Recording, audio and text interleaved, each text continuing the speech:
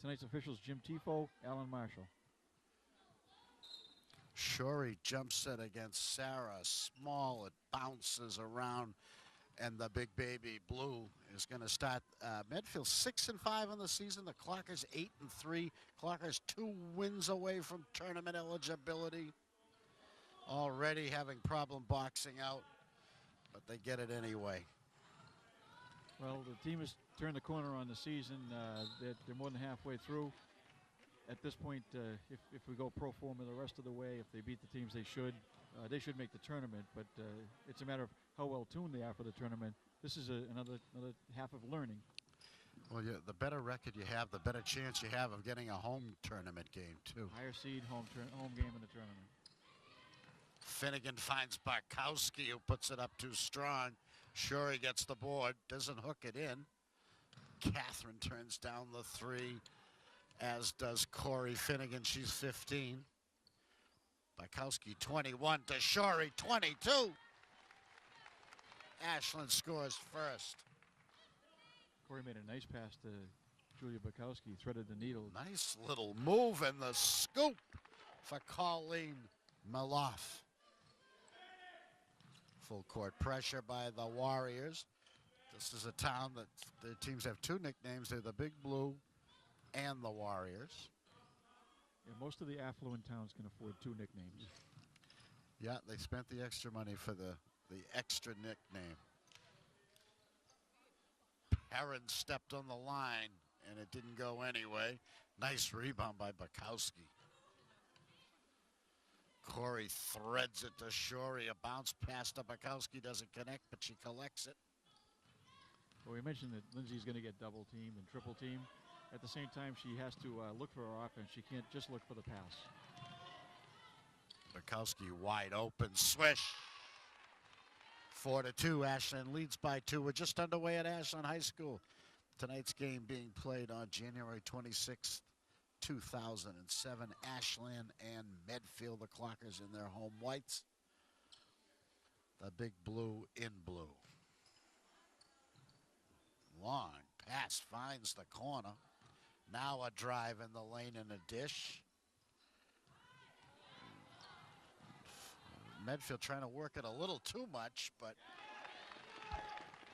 an opportune pickup set up Colleen McClough. Again, she's got all 4 points. The game is tied. Clockers lose a fast break opportunity and get it right back. Perrin finds Barkowski. The Medfield coach is going to have to adjust his defense. Both defenses are fairly passive at this point, but Medfield's almost non-existent. Ashland's been passing at will. They just can't seem to finish sometimes, but 2 of their baskets have been inside. Very easy baskets. 6-4 the score early here in the first half. Another one of those cold nights, Bob. It's about 5 degrees outside, and it seems to be about 10 degrees in the gym right now. Maybe the girls will start running and warm the place up. Kylene Pease and Liz Brownlee not available to coach Phil Moracy, the first-year coach of the Ashland girls varsity. They're not available tonight. They played in the JV game, and allowing a little bit of time, and that's good for their development. As long as Ashland's varsity team doesn't need them for injury reasons, I think that's a good thing to get those girls a lot of minutes. Let them keep playing. Liz only a 9th grader, Kylene a sophomore. And the JVs went down tonight for only the 2nd time this season. Yeah, unfortunately, they got thumped pretty good. Just an off night shooting. They had their chances. Number 4 is Heather Quader. She's the captain and one of the best of the Warriors. Pretty good athlete, pretty good ball handler.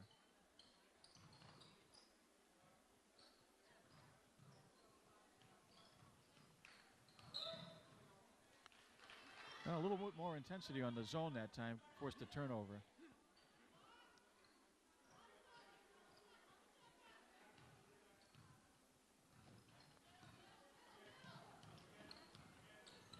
Kind of a token press by Medfield right now.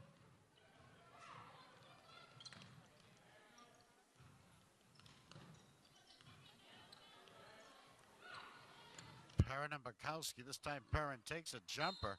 The second one, she got slapped on the arm. Well, I hate to keep beating a dead horse, but good things happen when you go to the basket.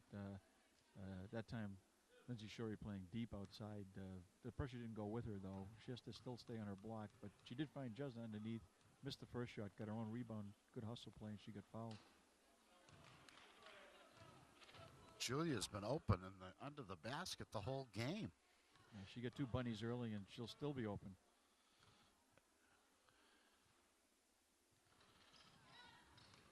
Jessner again.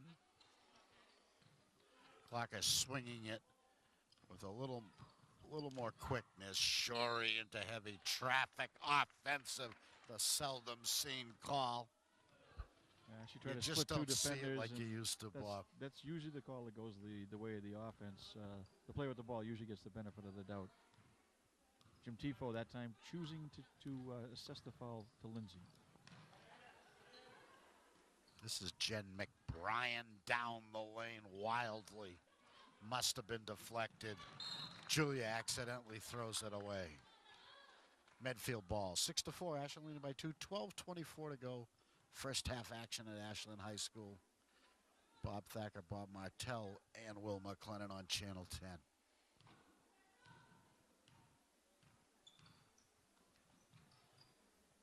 Wide open for 3. No. Quadir fights for the ball, but doesn't get it. Ashland ball. Energy level up and down this game. We'll see so far. The little flurry we had early on, good things happen. Substitution. Marissa Pendergast. Just another bad pass. The Warriors say thank you very much. Quadir finding a lot of pressure. Oh, nice pass. She should have put it up, but she's going to get a foul. Not shooting, my guess is yes.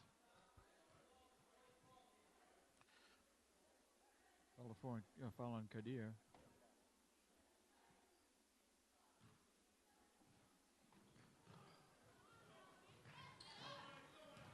Ashland breaks the press pretty easily that time. Shorey's open.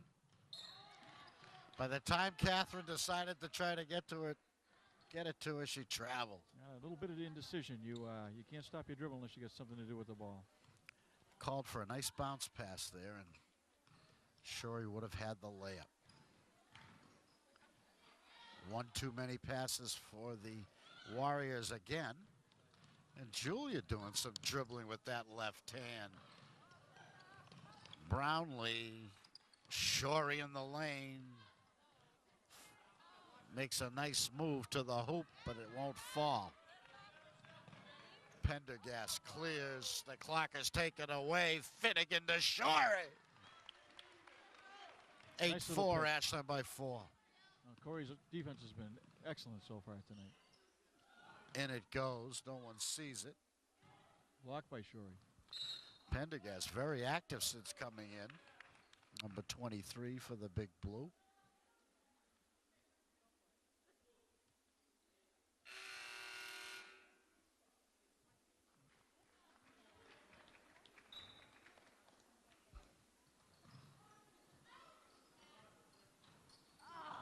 Another bit out. Up and in.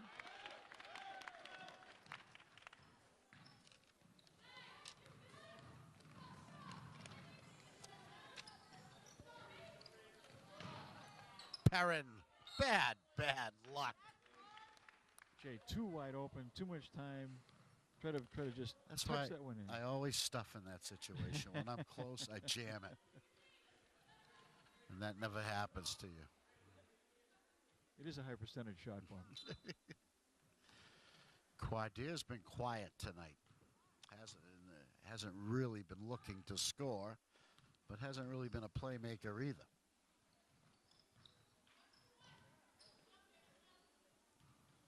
Takes it in and dishes nicely that time. Shot is too long.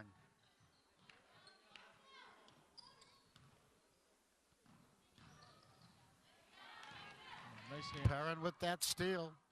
She has a bushel of them every night she plays. O'Neal, her patented two-handed jumper. Another steal, this one by Shorey. Brittany O'Neill in the game now for Julia Bukowski. Brittany wears number 5. She's taking Bukowski's place and was in Bukowski's spot when she took that last shot.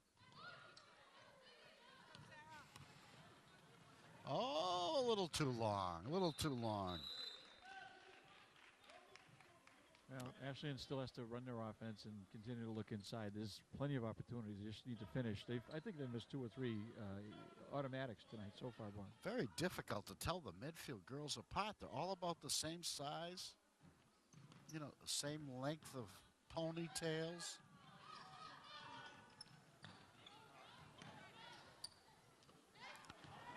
Perrin and O'Neill, she's got Shorey too. Brittany lays it in. That's the play that's open all night. 10-6, Clockers by 4. Quadri's out, and the ball handling troubles begin for Medfield. Pass by Finnegan. I don't know, Justin. I don't know what happened there. Justin didn't get it. Ball handle is Jackie McLaughlin. Off the side of the backboard, O'Neill clears. If somebody makes a basket, this would be a good time for Ashland to press. Medfield really doesn't have a ball handler out there right now.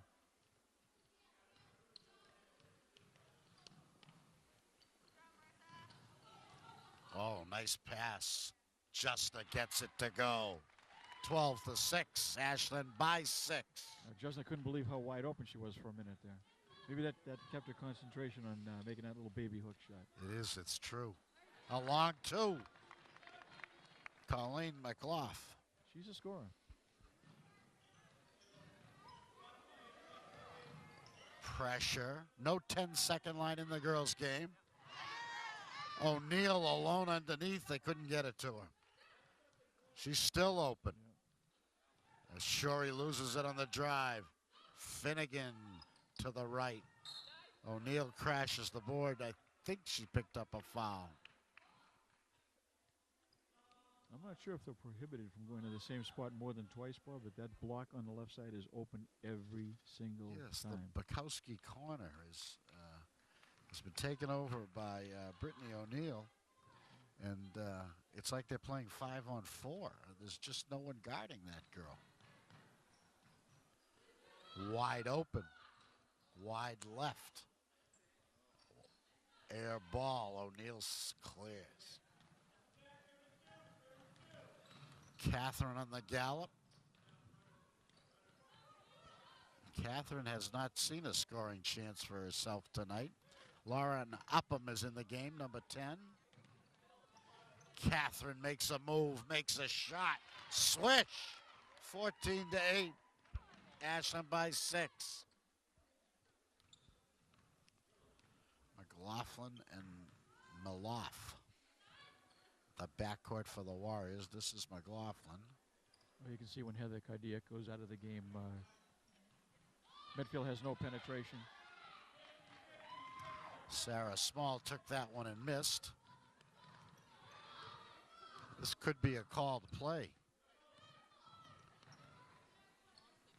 Finnegan handling the pressure well with her dribble. Corey, a veteran point guard.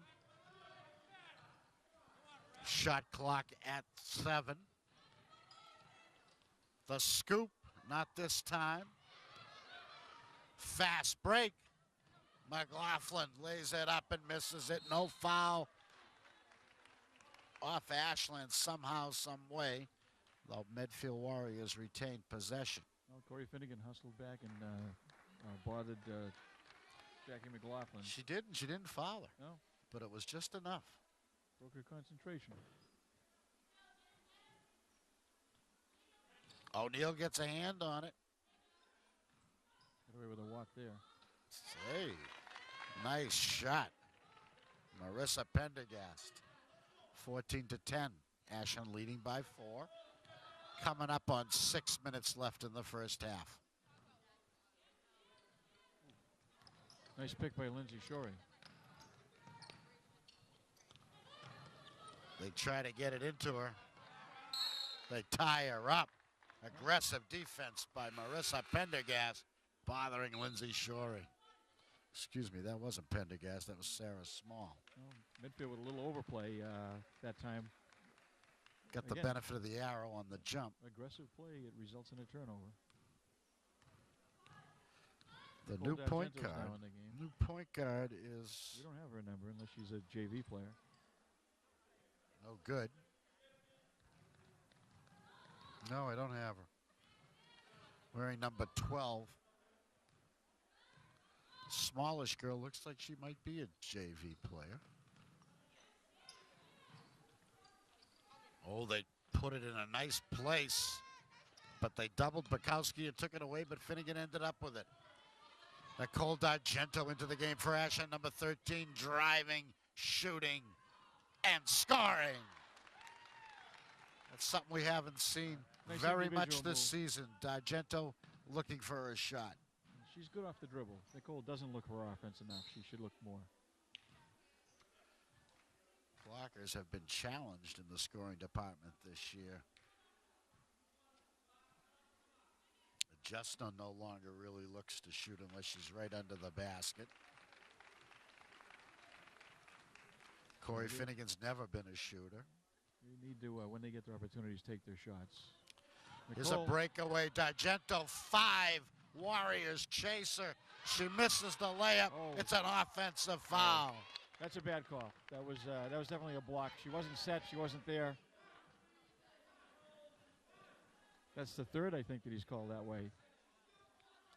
And Smokey doesn't agree with the official either.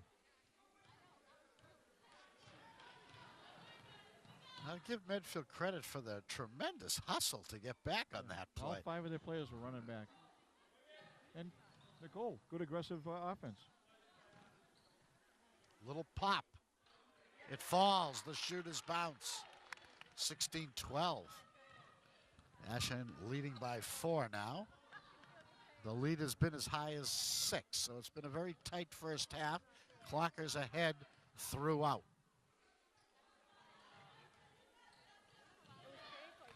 Quick pass. Bukowski, I guess that was a shot. Upham all alone, yes. Lauren Upham. 18-12, Ashland leading by 6. Upham's a usually reliable shooter, and she's a streak shooter, so if she gets hot. Fast break chance here. The Warriors get back and end that.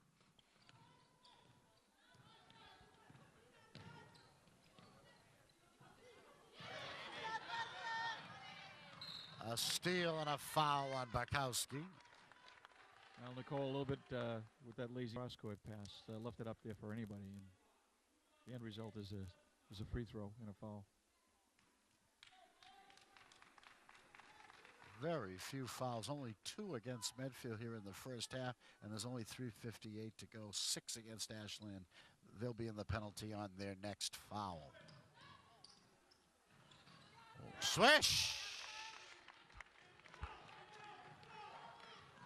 18-14, Ashland leading by 4. So the mystery player gets a basket. Perrin in the high post. Oh, a beautiful pass to Shorey, and she lays it in. Now, Lindsay made the basket, but Justna made that play. Perfect pass from Justna Perrin to Lindsay Shorey. Clockers lead is back to 6. Katie Galvin is 14. Perrin blocks it. A nice double team block there by Perrin and by Lindsay Shorey. They had her bracketed.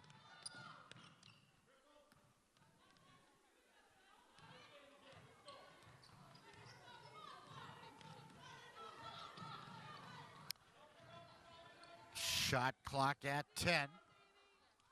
Perrin from the top of the key. No.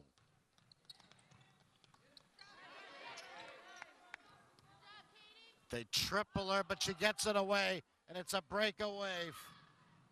Up and in. 20-16. Ashland leading by 4. Coming up on 2.5 left to go. Finnegan in no hurry. Takes out her mouthpiece and yells out the play. Lauren. Corey, nice up fake. Puts it up. I guess she got whacked on the arm because it hit the side of the backboard. Through that foul with that little up fake, that was a simple little move, but it frees you up for the basket, an easy basket shot, and maybe the free throw. Is that? I guess the backboards are now padded on the bottom. Yeah. For people like myself Who may strike their head. Right. Yes.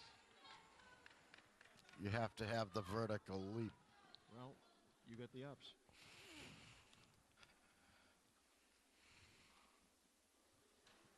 In and out. 21-16, a 5-point lead. Medfield in a hurry. Down the lane. Coast to coast. No basket, but a foul will send her to the line. Colleen McLaugh. Aggressive. Maloff. Maloff. M-E-L-A-U-G-H. Me laugh, it may be. Yeah, I don't recall ever seeing that name before. She misses her first. Finnegan gets a rest, and she's replaced by Steph Crocetti. And Jen Martell is in the game also. Crocetti wears 12. Martell wears 14. Misses both. Misses them both, but got a rebound, but couldn't make that one either. When it's not your day, it's not your day. Crocetti, the ball handler, they take it away from her, but they had to foul her to do it.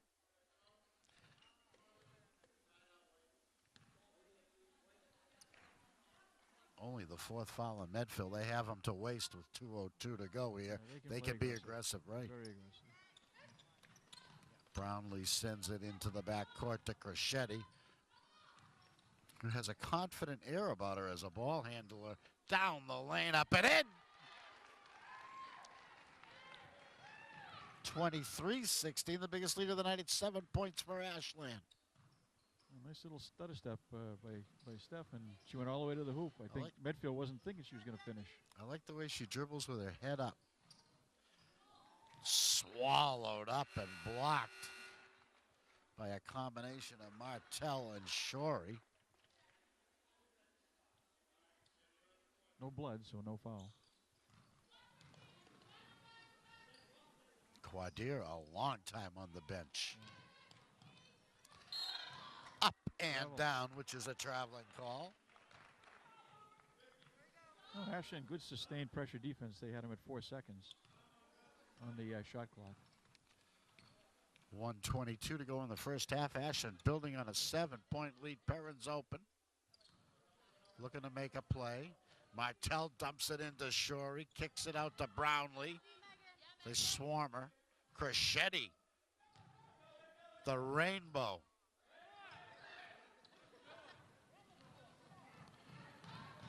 McLaughlin dishes. Doesn't a nice Perrin takes it away. She is so good at that. She got the hands. Pulls it up with 50 seconds left in the half. Shorey boxed out for Brownlee, but she missed a running left-hander. Lindsay again. A blocking foul sends Shorey to the line. Good persistent pressure. Ashland has a chance to do a little bit of distancing here. They're on 7, which is a nice lead, but you know, given the situation, if they make their free throws, they can make a little bit of a difference. Clocker's free throw shooting has been improving of late. They've had some horrific free throw shooting games. I think Coach Mike Pegararo has worked with them on their free throw shooting. He's a specialist. He's a specialist in all areas of all sports. It's a very unusual combination. Also the goalie coach on the hockey team. Yeah, yeah. And a sponsor of the Trademark Equipment Inc. scoreboard straight across from us. Mark, a great, great fan of Ashland High School sports and a great supporter of Ashland High School sports. O'Neill's coming in. Perrin's going to sit. Jay picked up her second foul. They don't want her to get her third before the half. And the shooter is Sarah Small, one of the captains of the Warriors. Brownlee. 35 seconds to go. Crocetti ahead to O'Neill. Wheels in the lane. The two-hander doesn't go. Catherine tried to get that one on Martell. A fast rush. It falls to Sarah, but she missed it. 13 seconds. Smokey's going to use his time up to try to get that last basket, set up a play. 12.7, 24 for Ashland, 16 for Medfield. 12.7 left in the first half. Rather workmanlike first half. Nothing spectacular on either side. A couple of nice defensive runs and a couple of nice passes, but no spectacular shows. Nicole Giorgio made a nice little stutter step dribble drive, and same thing with Stephanie Cressetti. Ashland's had a lot of easy baskets, a lot of layups. A lot of chances underneath. Yeah, I don't think we have a 3 on the board tonight for either team. I'm trying to think of even a jump shot. Yeah. I guess Upper made a short jumper. Yeah, Nicole, a little bit of a turnaround.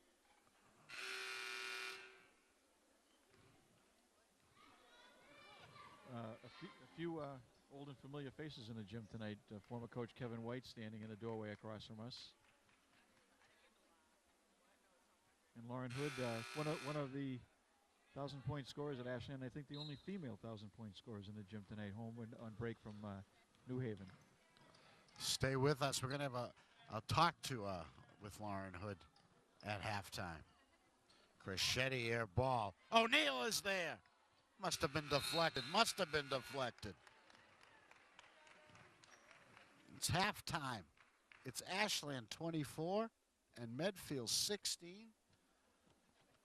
And we'll be back in 10 seconds to talk with Lauren Hood. Hood is here, and we're talking to her at halftime of the Ashland Medfield game. Lauren, you're down in New Haven now. How's it been going so far? I love school. I have the best time. Basketball's going great. You're a sophomore? Yep. And your team is the Chargers? Yep. Yes, the New Haven Chargers. And what league do the Chargers play in? We just moved to the ECC, which is the East Coast Conference. We used to play in the New York Conference. So it's a Division II schedule that you play primarily. Mm-hmm. What's the biggest difference between high school basketball and college basketball? Well, practices are a lot more difficult, longer. We do a lot more sprinting and running.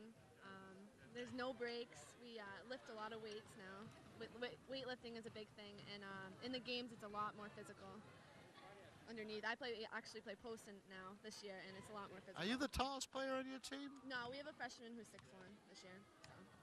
So they depend on you for rebounding and scoring inside, and do you shoot from the outside as well? Yep. Last year I was just a guard. I was just playing shooting guard, but this year we don't have a lot of post players, so I'm starting at the 4 position.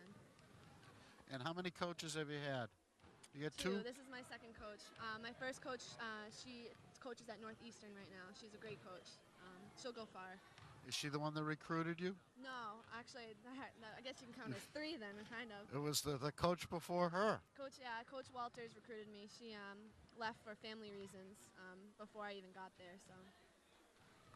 And when does the basketball season start, so to speak? When does the practice and the conditioning start for a college player? Well, we get there before Labor Day, and we have till after Labor Day, and then it starts. We start running preseason pickup, lifting weights, and then the actual practices start the 15th of October.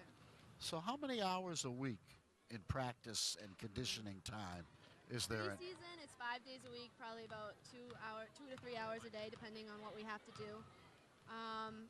And during season, it's usually just practice, which is a 2-hour practice, and maybe a half hour of lifting. Every day? Yeah, 5 days. 5 days. We usually have Sundays off. This year, we go about 6 days a week. So you're playing and practicing 6 days a week, and you're working on conditioning from August until school ends in May? We even have summer workouts to do, actually. She sends us home with a packet of conditioning, lifting, exercises to do. So basically, it's nonstop. You know, I'm not sure every high school player knows what it's like, and it's like that for most college sports. It's a full year commitment to that sport. Yep.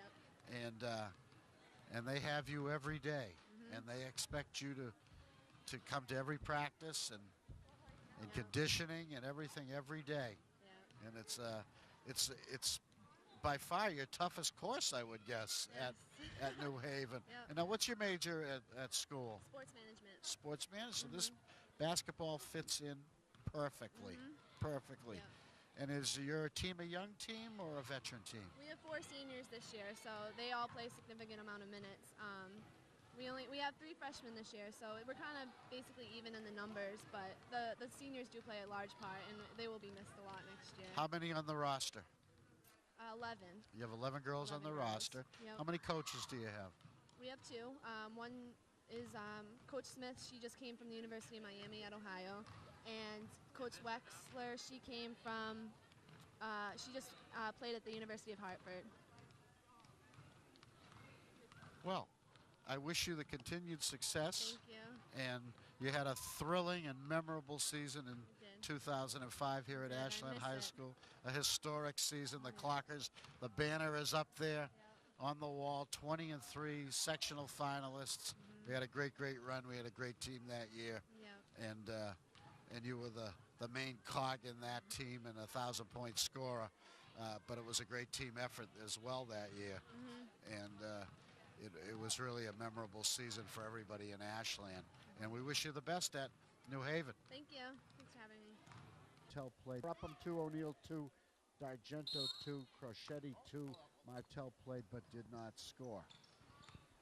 Well, it was a nice interview you did with Lauren Hood. It was great to see her, wasn't it? Yeah, she's really enjoying school too. I think one of the other differences that she didn't mention between high school and college is dealing with hangovers, Bob. Hopefully she learned that trick too. And she will receive the complimentary breakfast at Sunnyside for appearing on the halftime show. Shorey wheels in the lane, it won't fall. Perrin persistent. 3 great chances for Ashland, nothing to show. Number 10 is alone in Bukowski's corner. Caitlin Barrett. Medfield with renewed energy. Number 12, we found out her name. Is it Nancy Pelosi? Marissa Pelosi. Marissa. I think Nancy's in the House of Representatives. Isn't she? Might be relative. Marissa, a JV player, but seeing loads of time tonight on the varsity. Heather Quater, we don't know if she's injured or what, but she has not been seen since about the 8-minute mark of the first half. And she's an integral part of this team. I don't know if there's a flu issue or something. She wasn't limping. She looks pretty good on the bench. No warm-up on. No. But, Coach Mark Nickerson not happy with that foul call. Like most coaches, they're only happy with the referees half the time. Julia with a nice board. Brownlee couldn't handle the pass. Barrett too hard, followed by Small. Good energy by Medfield. Small is everywhere.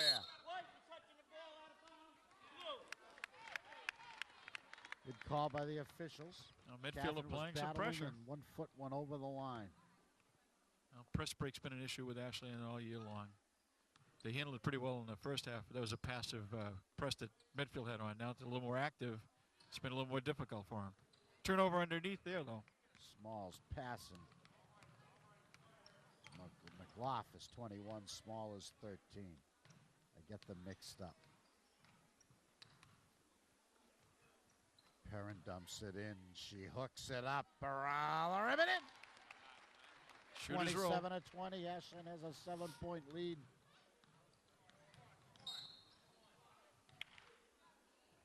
They led by 7 at halftime. 24-16, 8-point lead, actually. Caitlin Barrett didn't see any action in the first half, and she's very active in the second half. Nice pass, nice move, bad bounce for Jackie McLaughlin. Clock is a little confused in the backcourt. Shorey sets her pick. It doesn't work. She set it too deep. Finnegan just dribbles it. No 10-second line in girls basketball. But the shot clock is now under 10. It's a 30-second shot clock. Shorey bumped from behind. It really took him way too long to get over that midcourt stripe, Bob. That was about 20 seconds in the backcourt. It shouldn't be that much work to bring the ball up. Sarah Small working very, very hard on defense, actually everywhere on the court. She's aggressive and she's a good athlete. Perrin in trouble. Gets it to Shorey. Deflected. She follows it. Justna the third time's the charm. 29-20, Ashland by 9, the biggest lead. Clockers have not trailed in this game. No, Chesna's picking it up on defense and offense this half. McLaughlin working hard, gets to the line on her second attempt. I guess Julia's got the foul and she's not happy about it. D'Argento's going to check in. No, that's where good positioning would keep Medfield from getting the second shot and drawing the foul. McLaughlin swishes the first.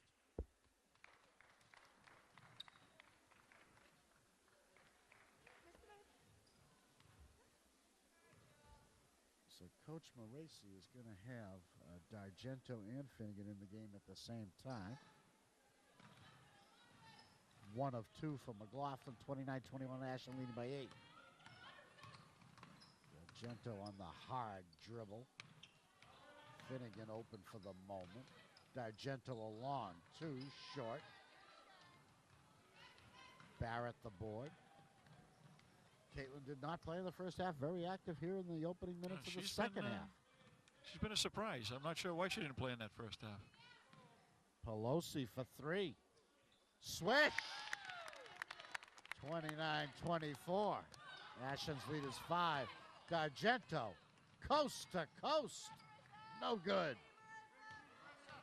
McLaughlin, a way high dribble. She's got a 4-on-1. She takes it herself. It won't go.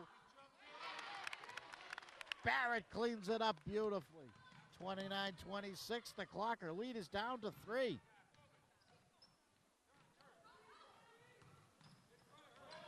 Oh, what a pass. The Shorey to Perrin. A good foul there by Melissa Pendergast, because Perrin was about to lay that one in. Now she'll have to earn it at the line.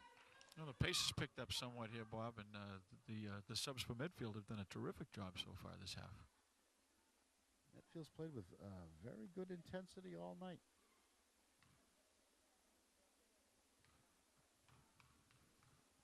Caitlin Barrett came in, has two big hoops in the second half. Justna gets the first.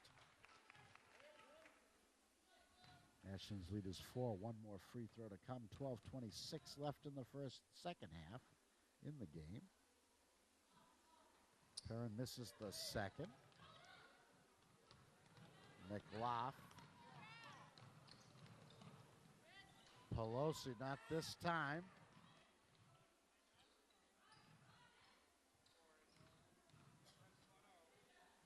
McLaughlin is short. Perrin boxed out beautifully. Caitlin Barrett.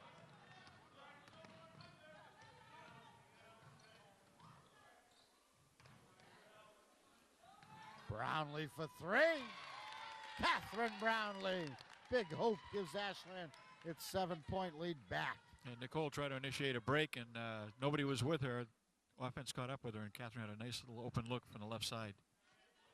That's the first 3 of the game, I think, for Ashland. It into Maloff, but Pendergast missed it, I should say. A lot of contact on that play, Bob. We got away with that one. Perrin bottled up, finds Shorey on the cut to Brownlee, blocked. I don't know who got it. Pelosi breaks away. Shorey fouls her from behind.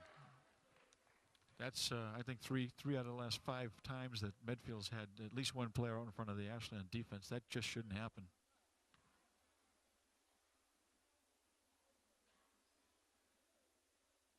Swish. Pelosi's a nice little player. Yeah, not much doubt why Mark Nickerson is using this young player, this young junior varsity player. only a freshman. And she has got a beautiful shooting touch. She's a good defensive player as well. As we see her almost steal it from Finnegan. Kicks it to Brownlee from her spot. Make it two! 2 3-pointers from Catherine Brownlee here in the last minute. McLaughlin loses her dribble. Pelosi gives it back to her. It's another 3 and an out. Threes are wild as Pendergast is tied up by Shorey. The Warriors get the benefit of the arrow. 36 for Ashland. Medfield is 27. It's a 9-point lead as 2 big 3-pointers by Brownlee. Little jumper is off by Barrett.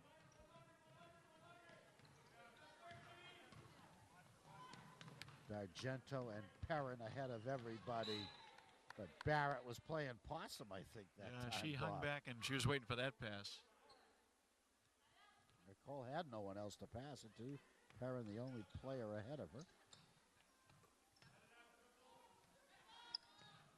Which Maracy shouting instructions from the sideline. Into Perrin. The nice little pass to Shorey doesn't connect this time.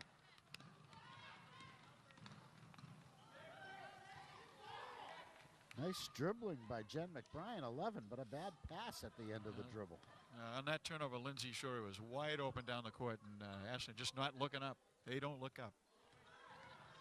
Jenna takes it to the top of the key and dishes. Pelosi steals it. And here we go again. McLaughlin ahead of the pack. Shorey gets back. No, it's Brownlee. Tagged with the foul. Catherine Brownlee got back in a hurry. So McLaughlin would not have an uncontested layup and have to earn them from the line. Ashland with a 9-point lead, the biggest lead of the night.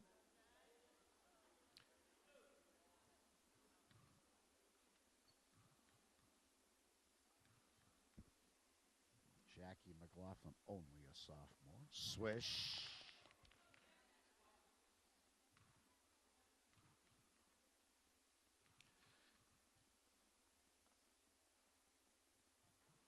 Give her 2.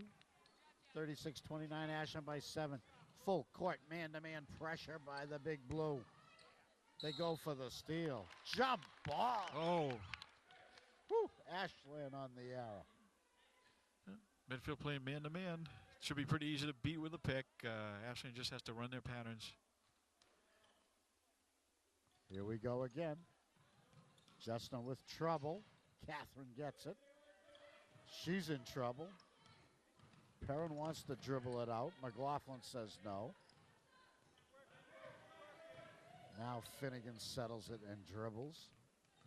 Brownlee down the lane. The dish. The shot by Shorey. Justin Perrin tremendous on the boards. Catherine is blocked from behind. Down the lane, the pass. McLaughlin will take it, and it will not make it. Jed McBrien dribbling well, and now fighting on the boards.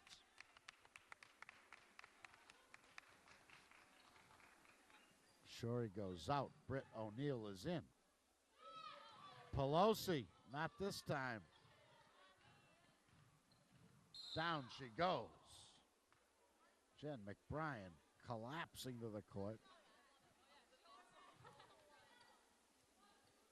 Might have been a nice spot, Bob. The call is traveling. It's cold in here, but not that cold.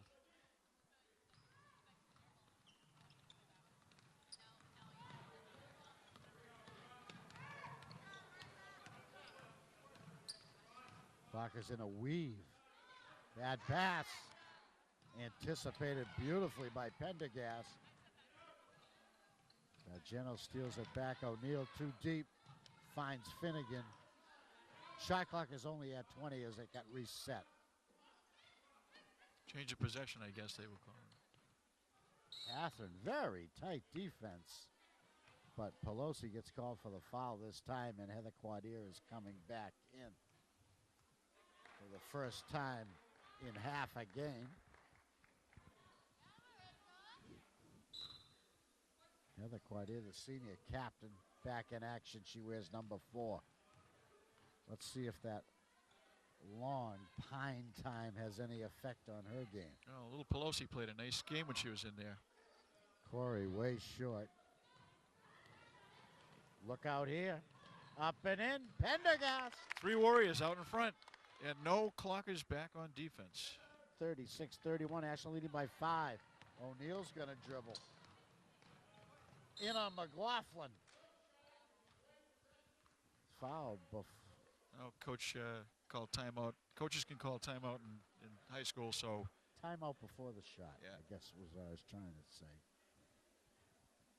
And the Medfield will not go away, Bob.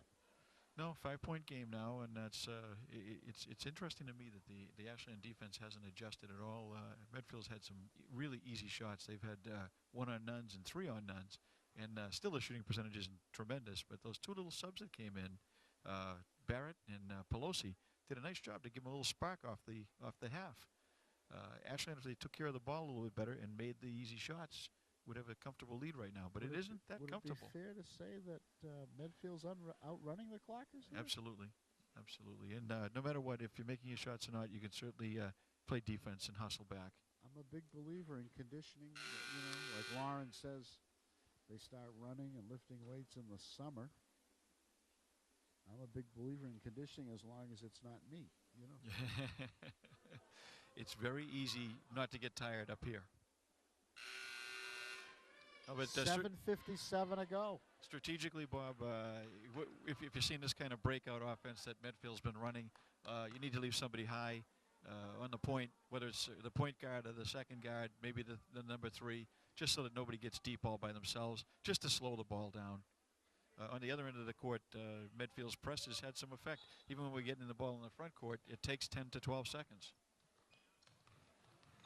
O'Neill stays in the game, as does Jargento.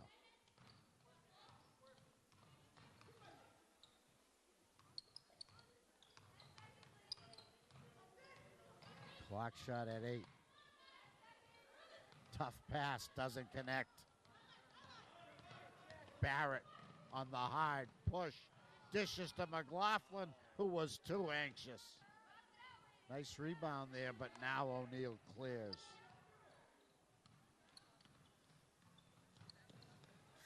Oh, McBrien bothering Finnegan, ahead to Brownlee. McLaughlin only 1 for 10 on the game, Bob.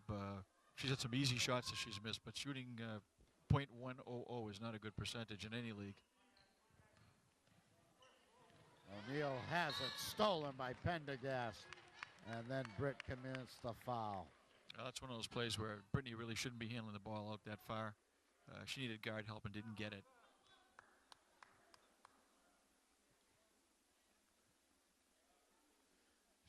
Shorey's had a nice rest, so she's going to be coming back for the last 7:03.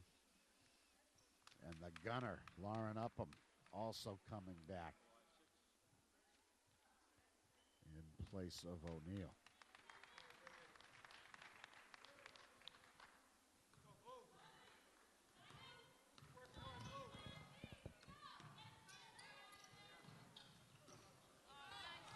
Steal by Finnegan. Ahead of the pack. Quadri's after her. And got a hand on her. Got a hand on her arm. Very good foul by Heather Quadri. Well, Corey got in the passing lane that time, and she was in the right place at the right time. Didn't finish with the layup, but she did draw the foul. She get 2 shots, and she gets Quadri into a little bit of foul trouble. Well, not very little. That's her first. Actually, it looks like more like Quadir. Quadir. Since no one in Quadri would Medfield be will, easier for me. well, let's use Quadri then, because nobody in Medfield will see this game, Bob. Finnegan again. Makes them both. Ashland lead is 7. It was 8 at halftime, and now there's 6:49 to go. McBrien to Pendergast. McBrien's going to take one. Wide left. Fight for the board. Lauren has it. Up to Shorey. Shorey bothered. Brownlee ahead of the pick. They close on her. Small stops her. Clock is trying to reset. Shot clock at 12.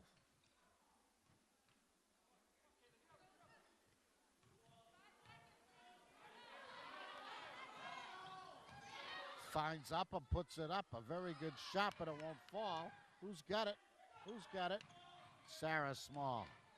No, it's Marissa Pendergast.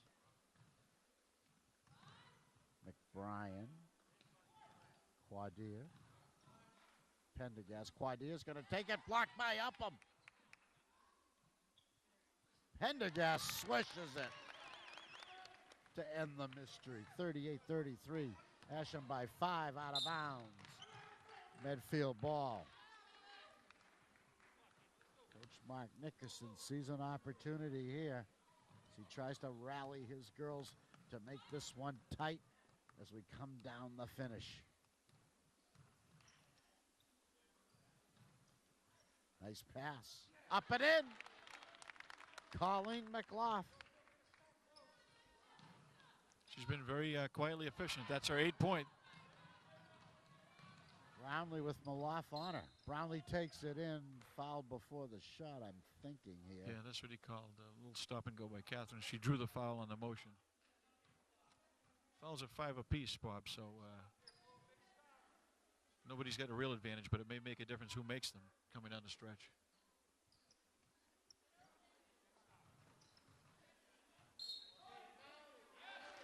Oh, my goodness. Somehow, some way. Lauren Upham touched the ball out of bounds, and that gives the ball over to Medfield. That's just a little mental lapse there.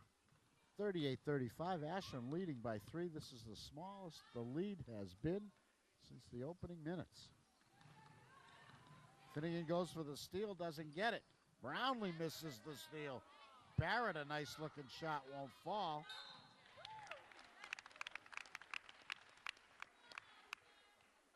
A very nice pro-style play by Jen McBrien to get to the line. With 3 clockers with their arms straight up around her, she creates the contact and gets the foul. Yeah, she went right into the contact, drew the foul. Two-handed push shot from the foul line. Yeah, she looks a little nervous from the free throw line. Second one also misses. Tremendous rebound in traffic by Miloff.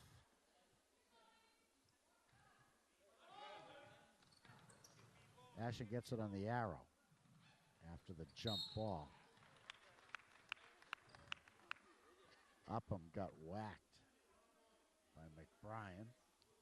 And we go to the penalty situation. So Lauren will about 5 get minutes one. left, and we're in the penalty, Bobby.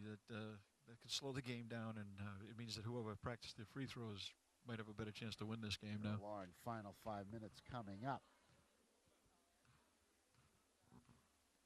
Make the first, you get the second, miss it, and the ball's alive. It's in. 39-35. The Ashland lead is 4. I'm still not sure, Bob, how to explain the sideways rotation on these free throws. That's a little better. Good result. 2 big throws. Good result, Lauren. 40-35. A good shooter.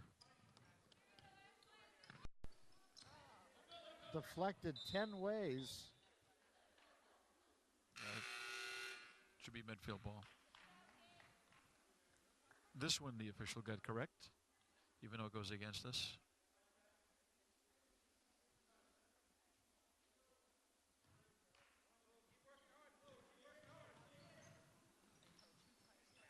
Pendergast brings Medfield within 3. Catherine's lost a dribble. Lindsay ahead to no one. And McLaughlin has it. She's in trouble. Gets it off to McBrien. Jen wants to go. Short. Gets it again. Finnegan almost had it. Jen McBrien slightly out of control. Bailed out by a foul.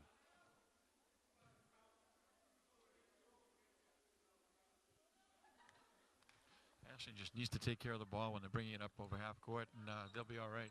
McBrien again. Blocked this time by Shorey.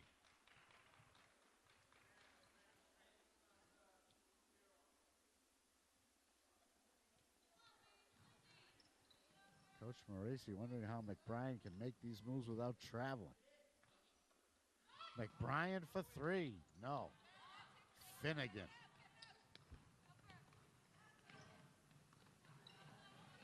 Guided by that girl, Jen McBrien.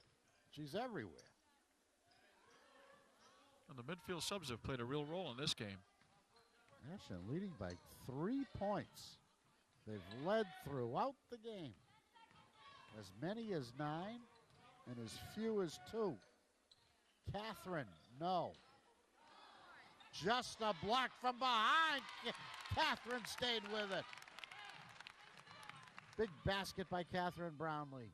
Ashland has a 5-point lead. Pendergast for 3. Back rim. Quadir.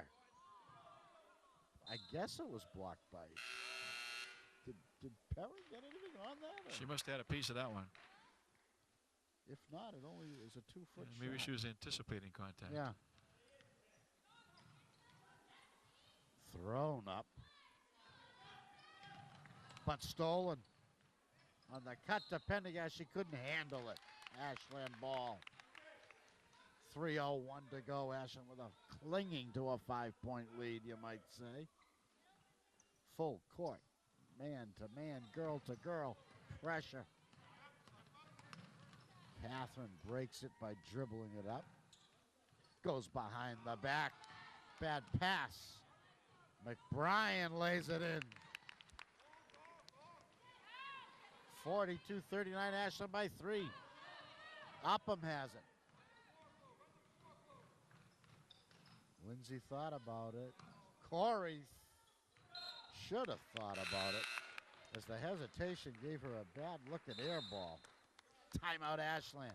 My goodness, Bob, we're back to a 3-point game. It's amazing how you can work so hard to build up a little bit of a lead and give it back so quickly. Poor shot selection, poor pass selection, poor defense. All of a sudden, the wheels fell off for Ashland. They still lead by 3, and they have a good chance to win this game if they just can take care of the ball.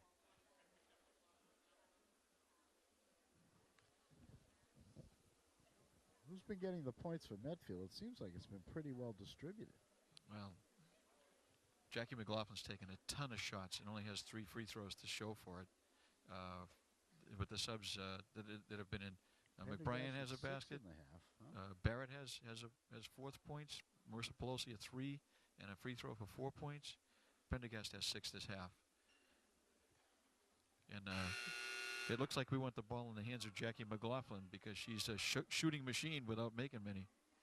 7 different players scoring for Medfield here in the second half. 24-16 at the half. It's now 42-39. Ashland with the lead at both junctures. Clarkers, on the other hand, only 5 players in the scoring column this half. Yeah, not much distribution. Jesna was active early, but has stopped looking for the ball. Like to see her get the ball in the post. Like to see Lindsay Shurey be aggressive on offense. Pelosi back in, Quadir out. McLaughlin keeps shooting and keeps missing. Catherine. Doubled. Tough pass, Shurey. Never throw it back into your own basket. Slide tackle, taken out with a slide tackle. Should be shooting.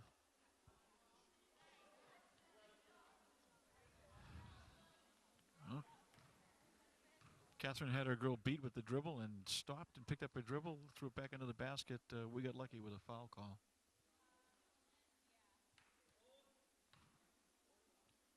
Lindsay Shurey with the one-on-one opportunity. Nice free throw. She gets the second. Good form. The lead goes to 4. 2:14 left in the game, Bob. A lot of time left. The lead goes to 5. 2 clutch free throws. Well, as we said, free throws would be important, and Lindsay made 2 big ones there. 5-point game. Catherine got a hand on it underneath. McLaughlin can't do it. Justna clears. They get it to Finnegan. She's got to watch out as they double her. Or try to. Good pick by Justna. Now she loses her dribble. Lindsay comes out to help. Shot clock at 13. There's 10 seconds, and they really haven't got into their offense yet. Game clock 1:42. Shorey to the hoop. No, it won't fall. McBrien on the hard gallop. She's got Perrin. Good hustle back by Lindsay. Shorey closed on her from behind. Now Lindsay had to collect herself there under her own basket after she missed that shot and caught wind of that break and galloped up on the left-hand side, came from behind and shot the ball out of bounds. That was a really good defensive play. After she missed that shot, she kind of stood around under the basket there and said, what happened? Yeah. And she saw the Medfield team breaking towards the other end of the gym, and she got on her horse and ended up taking that one from behind. Well, as well as it's a game of strategy and technique, it's a game of position and anticipation. And the Ashland defense today hasn't played good position, hasn't played good anticipation with the rare exception. They've done pretty well in the passing lanes, but they haven't done well getting back. They also have had some trouble breaking the press. At the same time, they've had little spurts, little runs where they've shot well, and that's sustained them. Medfield's missed a few wide open shots. At this point, the game's still in doubt, but I'd rather be up 5 than down 5 with this much time left, Bob. 1:32 left in this game. Ashland in the penalty, as will be Medfield after the next foul.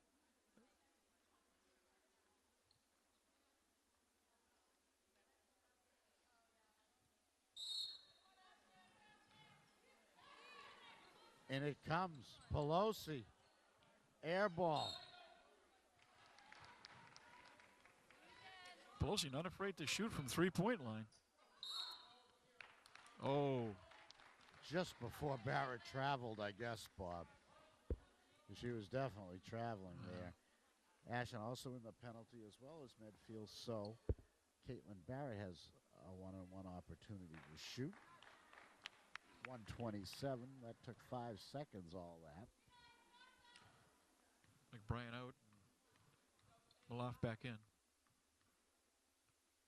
Barrett trying to cut into a 5-point Ashland lead. She misses it. Nice rebound, jump ball. Ashland with the arrow. Ashland's had real trouble boxing out on those free throws, too. I don't know how many of those second shots Medfield's had. Just running around without a purpose right now. It's a little frustrating to watch at this point, Bob, because they can break the press. They've worked on this very hard, but they seem not to be able to get it together here in this game against Medfield. And not just breaking the press, having trouble getting the ball inbounds. Yeah. And Justin, very reliable, has had that role for the Clockers for several years. But this year she's had to call timeouts, and she's even taken a 5-second violation on occasion.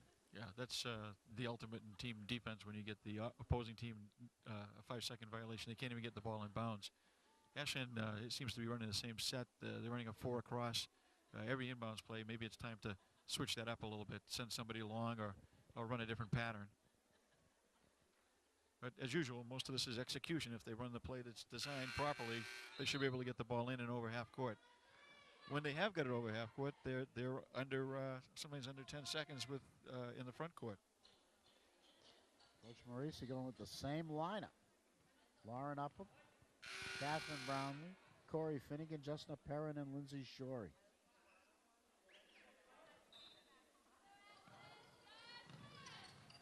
They fly. Justin tries to get it to Lindsay. She ended up with it. Catherine brings it into the forecourt. Justin open to Shorey on the cut. She lays it in. Nice Big back hoop. cut. Nice pass. Perrin to Shorey. Pelosi.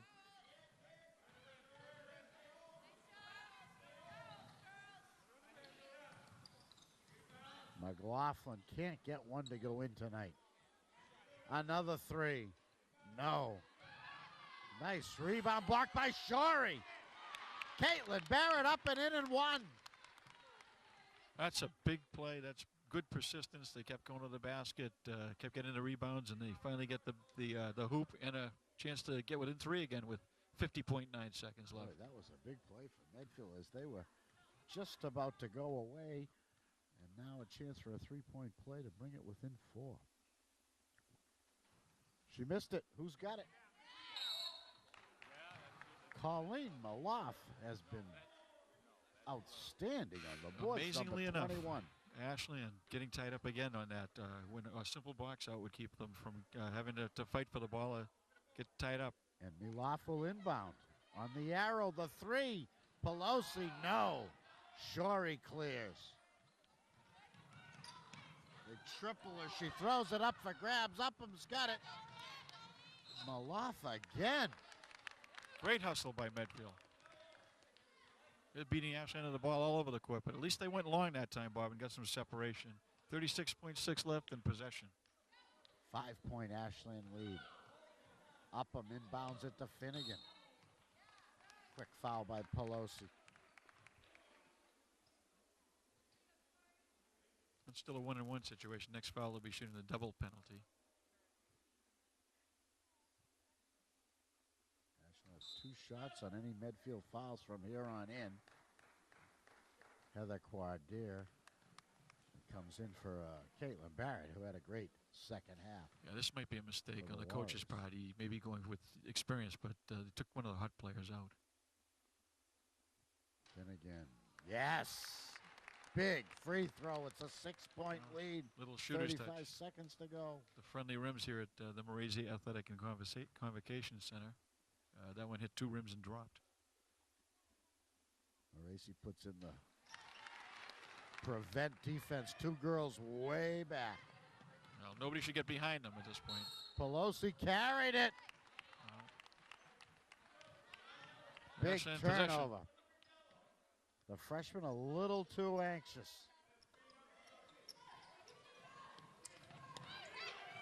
Perrin finally finds Finnegan. Once Finnegan starts to dribble, the Clockers leave it up to her. Corey's going to go to the line again. She'll be shooting the double penalty. And that 7-point lead that- for Ashland, 26.5 left in the game. that foul disqualifies Pelosi, who had a heck of a game. Shot clock off.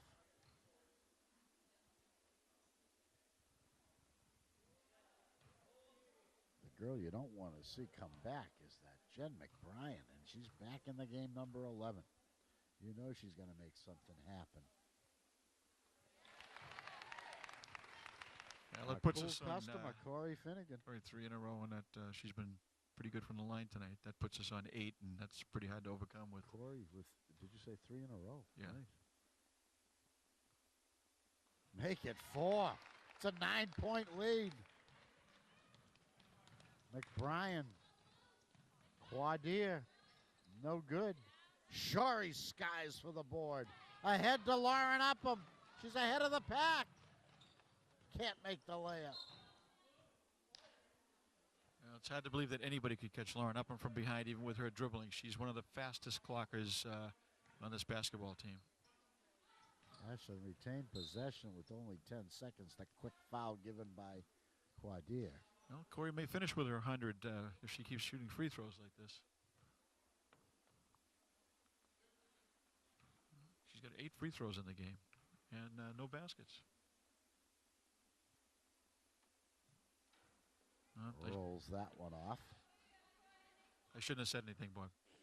50 to 41. Only 9.9 left in the game. Clockers look like they're going to come away with a very, very tough win over a very good Medfield High team. Quadier at the foul line, front rim. At the buzzer, it won't count, and it doesn't go anyway. And we've got a final score of Ashland 50 and Medfield 41. So the Clockers won by 7 or 8 points down in Medfield earlier in the season, and they got a 9-point win here in their home gym to go to 9-3 on the season. A very hard-fought win over Medfield by the final score of 50 to 41 in a game that was a little bit closer than the final score indicated. I think Medfield got as close as 3 points, but could get no closer in the second half. Quick We said rundown on the scoring. We said it might come down to a free throw shooting contest, Bob, and it kind of did. At the end, Lauren see Upham canned a couple, and Corey Finnegan was on a little streak at the end. She did a nice job filling up the basket when we're in the penalty and double penalty.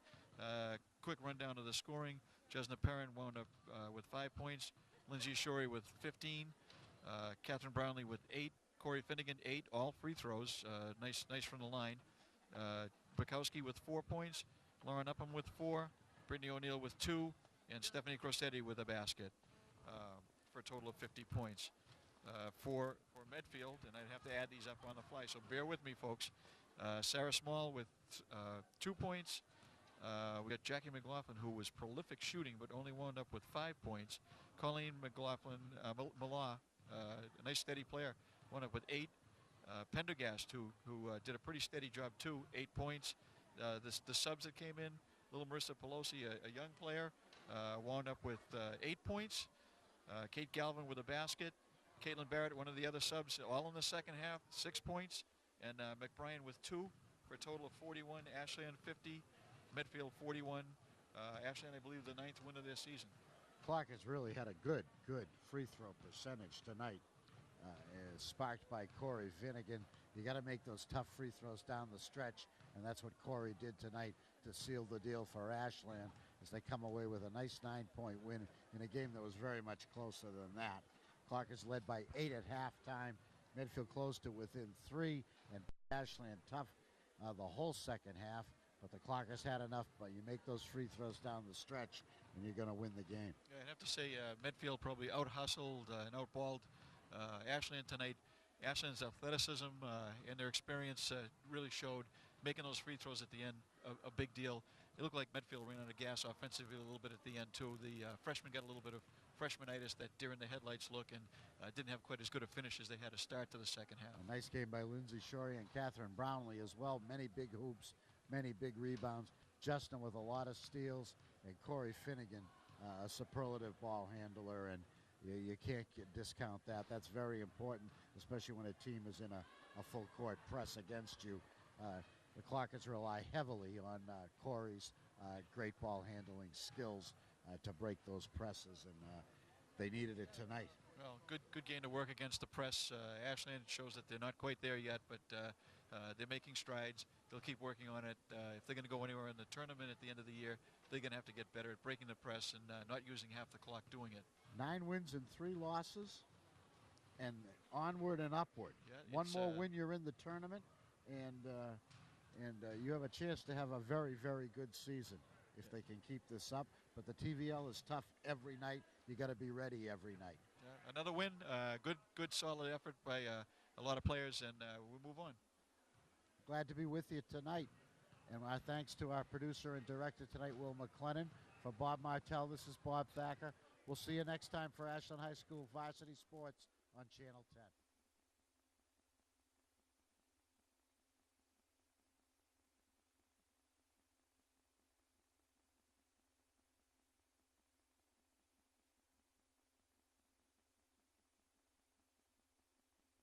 Large part, and they will be missed a lot next year. How many on the roster? 11. You have 11 girls on the 11 girls. roster. Yep. How many coaches do you have? We have 2. One is Coach Smith. She just came from the University of Miami at Ohio. And Coach Wexler, she came from, she just played at the University of Hartford. Well, I wish you the continued success. Thank you. And you had a thrilling and memorable season in We did. 2005 here at Yeah, I Ashland miss High it. School. A historic season. The Clockers, the banner is up there on the wall. 20-3 sectional finalists. We had a great run. We had a great team that year. Yeah. And you were the main cog in that team and a 1,000-point scorer. But it was a great team effort as well that year. And it was really a memorable season for everybody in Ashland. And we wish you the best at New Haven. Thank you. Thanks for having me. Martell played. Upham 2, O'Neill 2, D'Argento 2, Crocetti 2. Martell played but did not score. Well, it was a nice interview you did with Lauren Hood. It was great to see her, wasn't it? Yeah, she's really enjoying school too. I think